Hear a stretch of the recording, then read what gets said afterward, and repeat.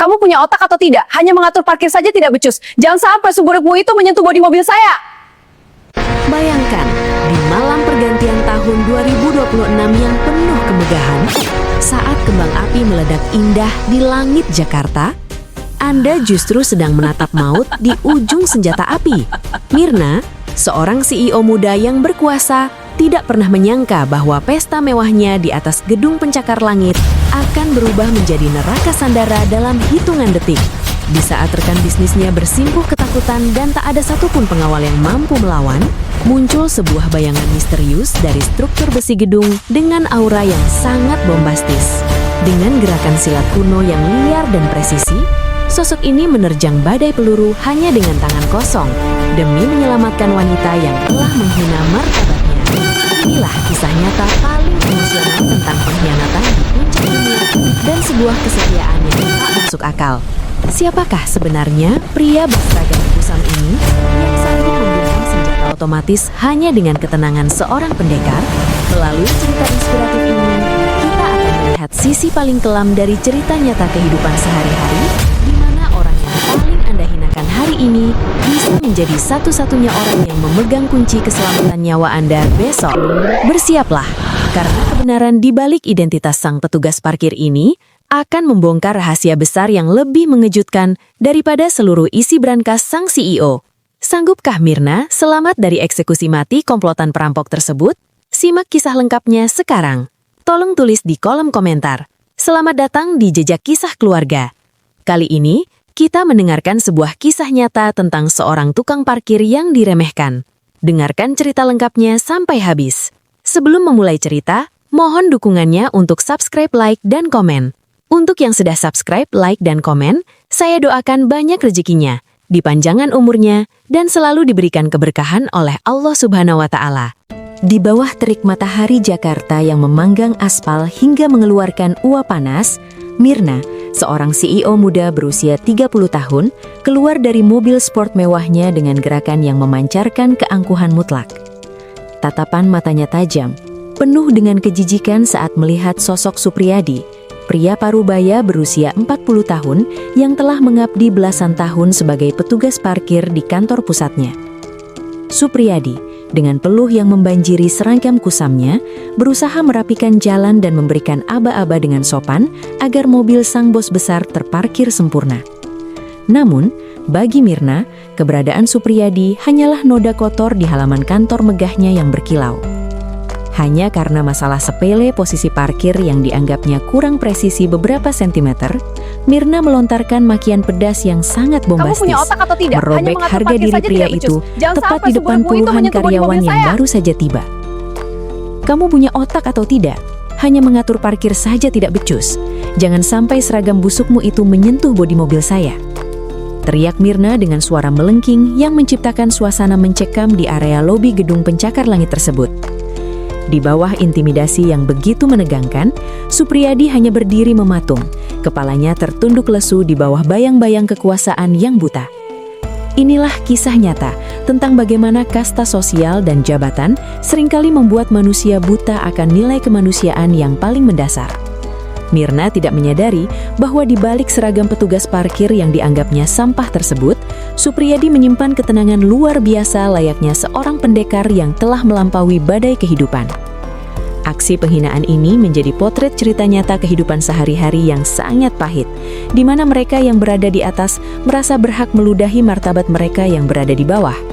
Namun, ada sesuatu yang ganjil dan membuat bulu kuduk merinding. Mengapa Supriyadi tetap diam membisu meski harga dirinya diinjak-injak dengan sangat keji oleh wanita yang secara usia jauh lebih muda darinya? Rahasia besar apa yang sebenarnya dipendam oleh pria parubaya ini hingga ia mampu menahan amarah yang sanggup meruntuhkan gedung tersebut jika ia mau?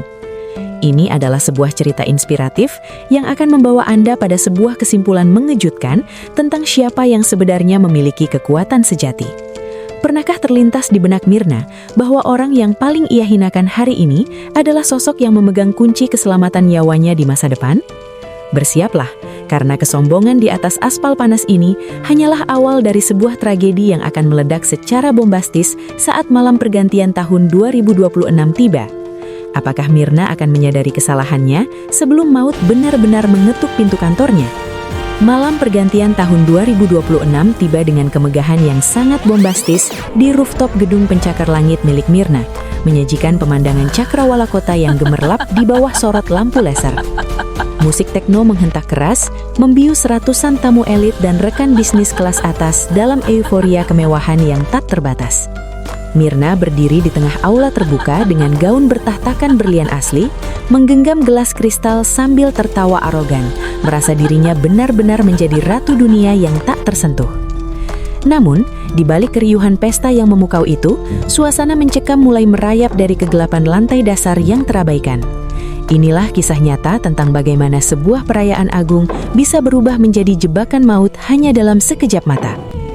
Jauh di bawah sana, di area parkir yang sunyi dan dingin, Supriyadi tetap berjaga dengan waspada di bawah keremangan lampu merkuri. Insting pendekarnya menangkap sesuatu yang tidak beres.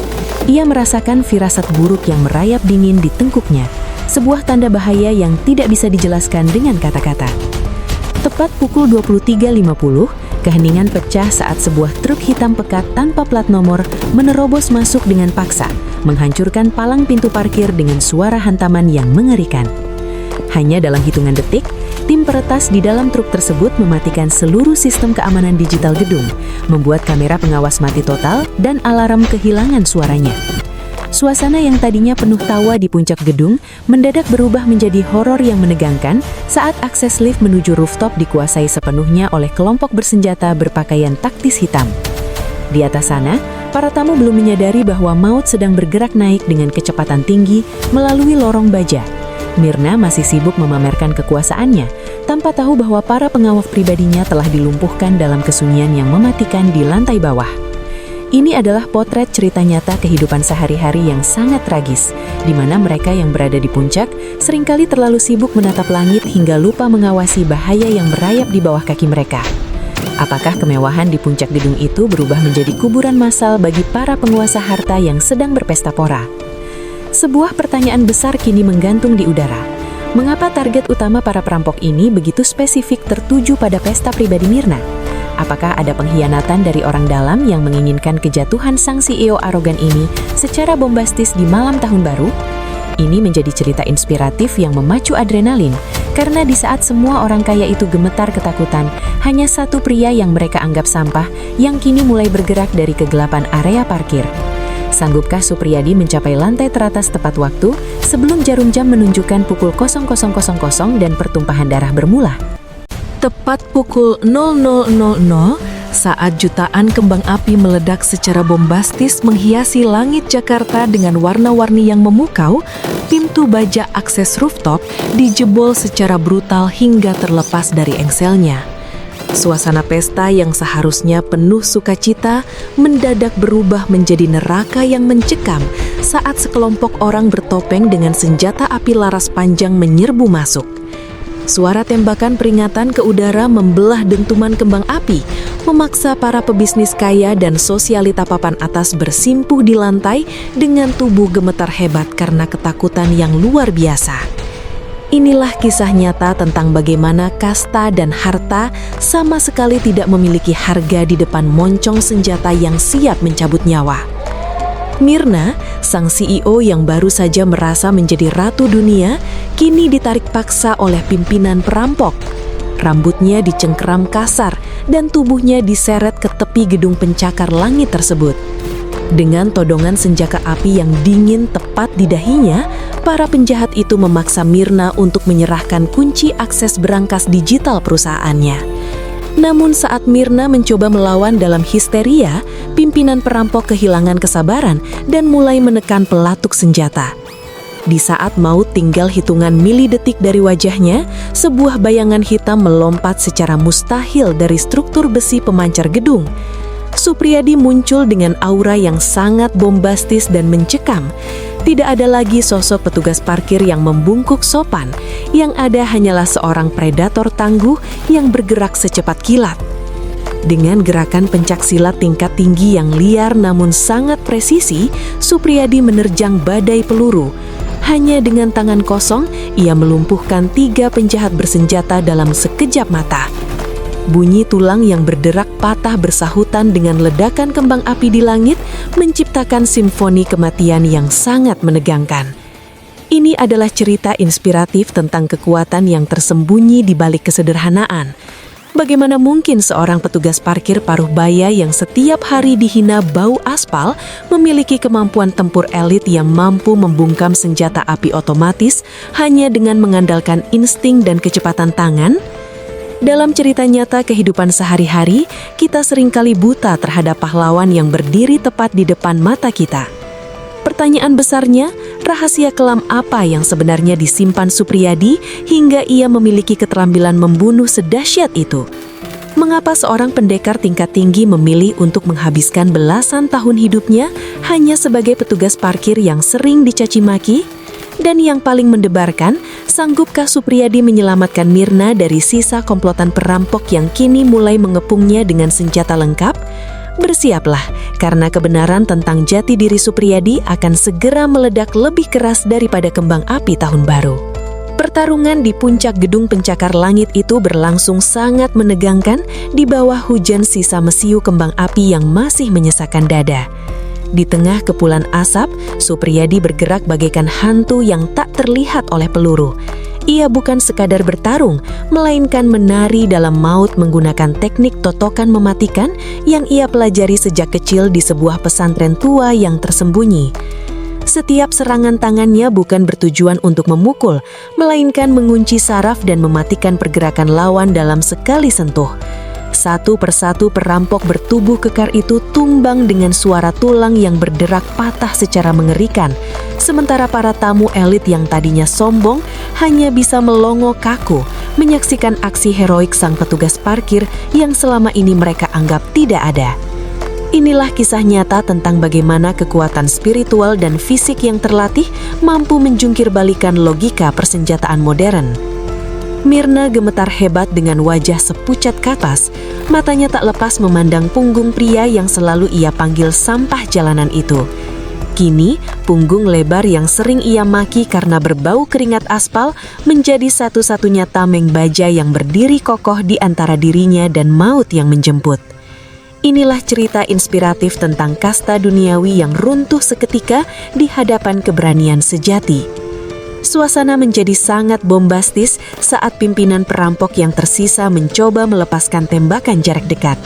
Namun dengan tenang, Supriyadi hanya menggeser kakinya sedikit, menangkap pergelangan tangan lawan, dan mengirimkan energi hantaman yang membuat senjata api itu terlempar jatuh dari ketinggian ratusan meter.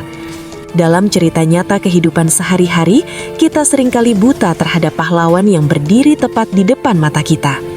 Pertanyaan besarnya, rahasia kelam apa yang sebenarnya disimpan Supriyadi hingga ia memiliki keterampilan membunuh sedahsyat itu? Mengapa seorang pendekar tingkat tinggi memilih untuk menghabiskan belasan tahun hidupnya hanya sebagai petugas parkir yang sering dicaci maki? Dan yang paling mendebarkan, sanggupkah Supriyadi menyelamatkan Mirna dari sisa komplotan perampok yang kini mulai mengepungnya dengan senjata lengkap? Bersiaplah, karena kebenaran tentang jati diri Supriyadi akan segera meledak lebih keras daripada kembang api tahun baru. Suasana hening yang sangat mencekam menyelimuti puncak gedung pencakar langit itu saat sirene kepolisian mulai menderu dari kejauhan, memecah kesunyian pasca pertempuran berdarah. Di bawah temaram lampu pesta yang rusak dan sisa-sisa mesiu kembang api yang masih berasap, Mirna terduduk lemas di tengah reruntuhan pesta yang telah hancur total. Napasnya tersengal, matanya terpaku pada sosok Supriyadi yang berdiri tegak, meski tubuhnya bersimbah darah akibat serpihan peluru dan hantaman senjata tajam. Tanpa mengucap satu patah kata pun, pria paruhbaya itu mendekat dan mengembalikan tas berisi dokumen aset serta kunci brankas digital milik Mirna yang nyaris berpindah tangan. Tatapan mata Supriyadi tetap tenang, sama seperti saat ia berdiri di bawah terik matahari mengatur parkir, namun kini pancaran matanya mengandung wibawa yang sangat bombastis dan tak terbantahkan. Rasa malu yang teramat dalam menghujam jantung Mirna lebih menyakitkan daripada ancaman senjata api sebelumnya. Di hadapan para kolega bisnisnya yang masih gemetar ketakutan, sang CEO muda yang arogan itu perlahan luruh ke lantai. Ia bersujud di hadapan Supriyadi, membasahi sepatu petugas parkir itu dengan air mata penyesalan yang tumpah tak terbendung. Inilah kisah nyata tentang runtuhnya sebuah keangkuhan di puncak dunia. Di saat itulah, melalui identifikasi pihak kepolisian, terungkap fakta yang sangat mengejutkan seluruh isi gedung.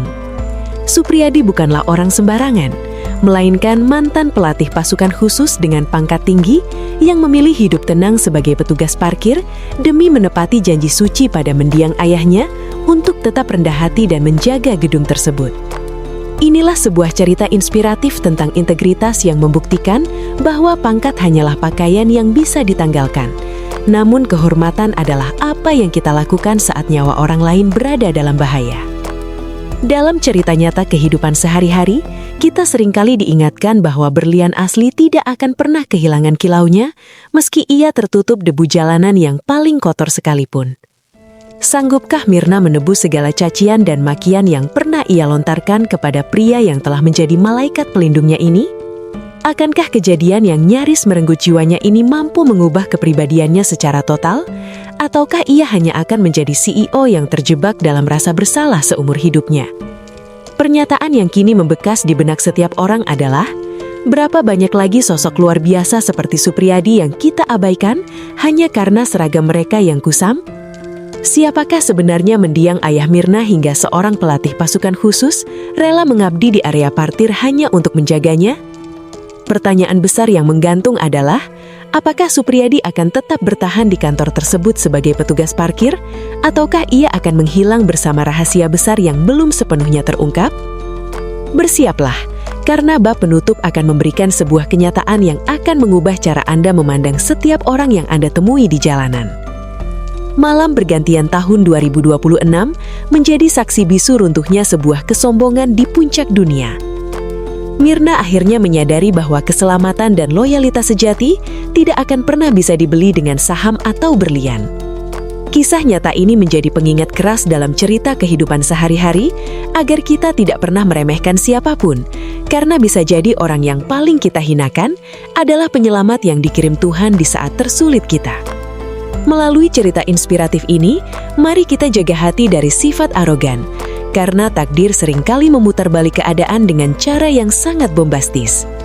Keberanian Supriyadi membuktikan bahwa berlian sejati seringkali tersembunyi di balik seragam yang berlumur debu jalanan. Terima kasih sudah menonton sampai akhir.